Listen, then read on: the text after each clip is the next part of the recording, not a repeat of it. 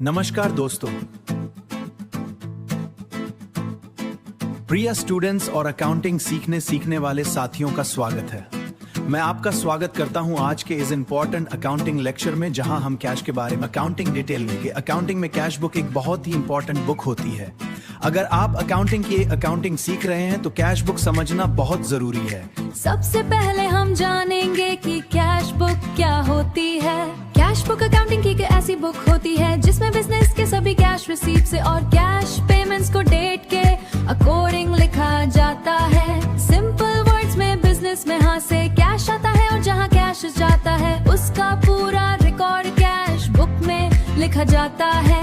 Cash book सिर्फ cash का ही नहीं, कई बार बैंक ट्रांजैक्शंस भी रिकॉर्ड करती है। कैश बुक जर्नल और लेजर दोनों का काम करती है। ट्रांजैक्शंस यहाँ पहले भी रिकॉर्ड होते हैं, बैलेंस भी यहीं से निकल जाता है।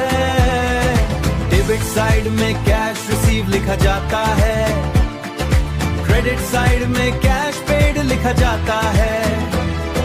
फीचर्स जानेंगे, विशेषताएं पहचानेंगे, सिर्फ कैश और बैंक ट्रांजैक्शंस यहाँ आते हैं। जर्नल और लेजर का कॉम्बो ये दिखाते हैं। Debit side receipt, credit side payment, book keeping की ये सबसे इम्पोर्टेंट कड़ी है।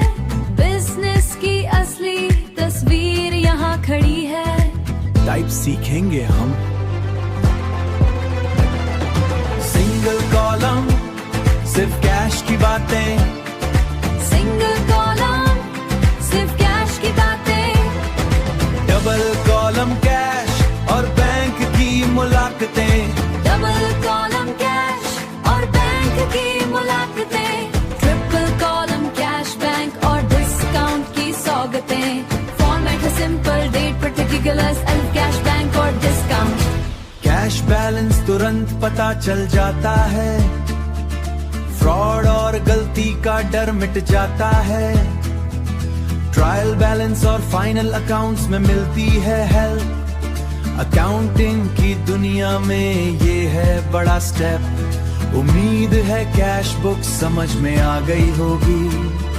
सीखते रहिए, आगे बढ़ते रहिए। धन्यवाद।